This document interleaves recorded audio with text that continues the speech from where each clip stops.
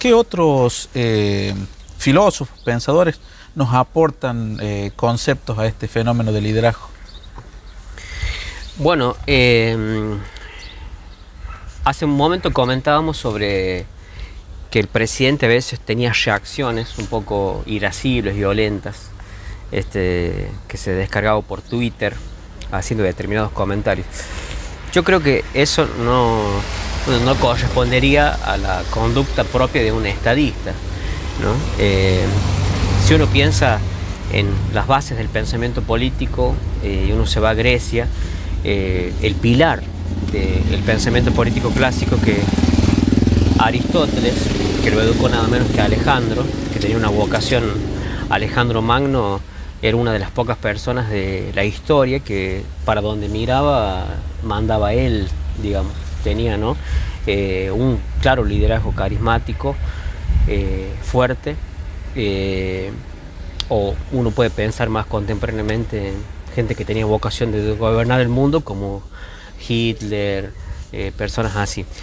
Partiendo de esa cuestión, quien se planteara gobernar el mundo, obedeciendo a un criterio aristotélico, no lo podría hacer, sino podría gobernar un continente. No puede gobernar un continente quien no puede gobernar un país, no podría manejar un país quien no puede mandar y manejar y administrar una provincia, no puede hacerlo quien no puede hacerlo en un departamento, y quien no lo hace en una localidad, quien no lo hace en un barrio. En última instancia, no podría gobernar como corresponde y propiamente la función de Estado quien no puede gobernarse a sí mismo. El principio de la política, el principio del manejo del poder es gobernarse a sí mismo, principalmente, digamos. Quien tiene autoconducta, que tiene autocontrol, quiero decir, sobre su conducta, quien tiene poder en principio sobre sí mismo, puede ejercer el poder adecuadamente. No necesariamente es el caso de nuestro actual presidente, que tiene conductas irascibles, incluso con su propio esquema político. Se le ha notado su escasa paciencia en caso de, como por ejemplo Martín Menem u otros funcionarios, que al no tener las cosas como él pedía específicamente, desde un punto de, digamos, o sea, no tener las cosas específicamente como él pedía, no contaron con su aval. Lo desautorizó a Martín Menem como operador político, reemplazándolo por Experts, que es más un técnico, y con otros funcionarios. Entonces estamos hablando de alguien que no tiene la debida paciencia, que no tiene el debido criterio de quien debe ejercer funciones de Estado. Me parece que en eso va a correr con costes para su esquema político, para su estructura política y también para para el país, digamos, para la sociedad en general. La verdad que alguien así tenga en sus manos los destinos del país es, la verdad, que un serio riesgo. Aparte de la mirada de estos principios aristotélicos, Maquiavelo también tiene algo que podría sumarnos, digamos, a ustedes. Tal cual, y te agradezco la apreciación, es muy correcta, porque Maquiavelo justamente habla de que el príncipe no debe tener debilidades. El príncipe debe tener un manejo frío de la cosa política. Uno cuando piensa en Maquiavelo, en la teoría política, es que quien junto a Hobbes, de una forma u otra, son dos teóricos que han planteado un cambio de paradigma, digamos, inaugurando el pensamiento moderno de la política, distinto a la concepción clásica, aristotélica o platónica, que centraba en la discusión de la política en el bien común.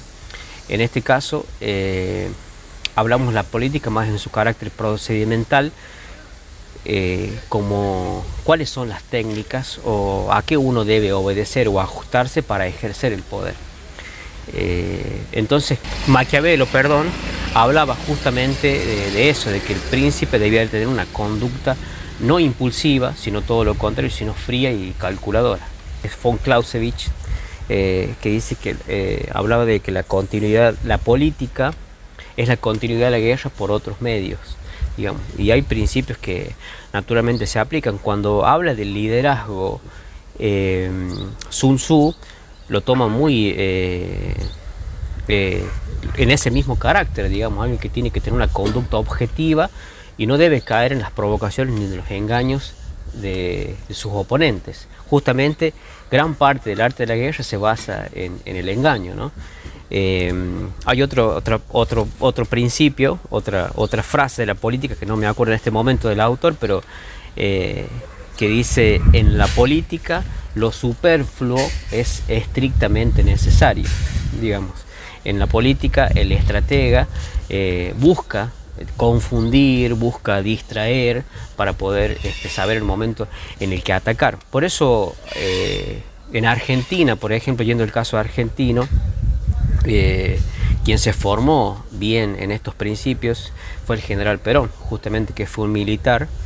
Juan Domingo Perón, desde el año 1920, 1921 hasta principios de la década del 30, creo, hasta 1931, 1932, él estuvo a cargo de la cátedra de estrategia militar de la Escuela Sargento Cabral, y la verdad que era un estudioso de la guerra, y pone muchos ejemplos. Por ejemplo, en el libro Conducción Política hay una cantidad de ejemplos de los que uno debería aprender. Todos los políticos nos deberíamos formar, y no ser el caso que dice Perón justamente en ese libro, del caso del mariscal de Sajonia, que dice Perón: el mariscal de Sajonia hizo 20 años sus campañas militares con la misma mula, y llegó a la conclusión Perón de que al cabo de los 20 años la mula no aprendió nada de estrategia militar. O sea, no hay que tener la conducta de esa mula, digamos. Es una forma digamos cómica, exactamente, de referirse, pero a un principio muy valioso, que la capacidad de penetración en la situación y de sacar conclusiones objetivas para la conducción hacen a quien tiene un ejercicio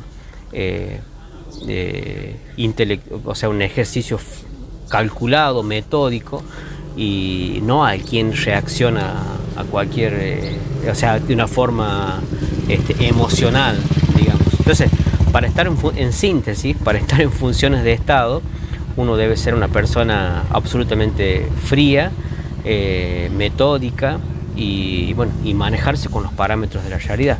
Si no, caemos en el extremo opuesto, de que hay ejemplos históricos, y en Argentina también, de quienes se han encerrado en un grupúsculo, en una burbuja, empiezan en desatinos graves que pueden costarle el poder incluso.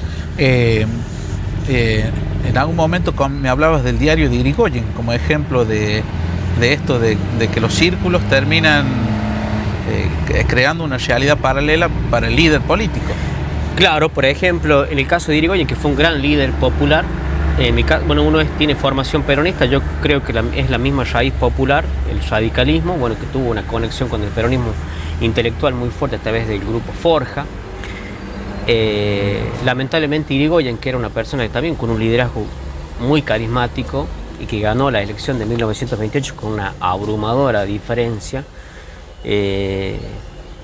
tuvo lamentablemente en la última parte de su gobierno una visión de la sociedad limitada, tanto así que se comenta que los propios le hacían un diario en el que, para confundir, obviamente, para dejarlo conforme, y no tenía un manejo real del poder. El poder se maneja necesariamente con la realidad, y en esto voy a Hegel. Hegel decía que lo real se corresponde con lo racional, y lo racional con lo real, y lo emocional con la expectativa, digamos. Quien tiene el mejor diagnóstico, quien se maneja con los mejores elementos, quien tiene estudios sobre la realidad, es quien puede llegar a tener las manijas, entre comillas, del poder. Bien, muy agradecido, licenciado, por sus apreciaciones. Yo le agradezco muchísimo a ustedes. Me olvidé de la otra vez envío un saludo al equipo, que Lucas, que está en la conducción del programa, sé que la producción, que es muy buena. Celebro nuevamente esta idea tan original de otro ladrillo en la pared. Así que bueno, a disposición para en cualquier ocasión que se amerite hablar de temas de teoría política o análisis político, con gusto.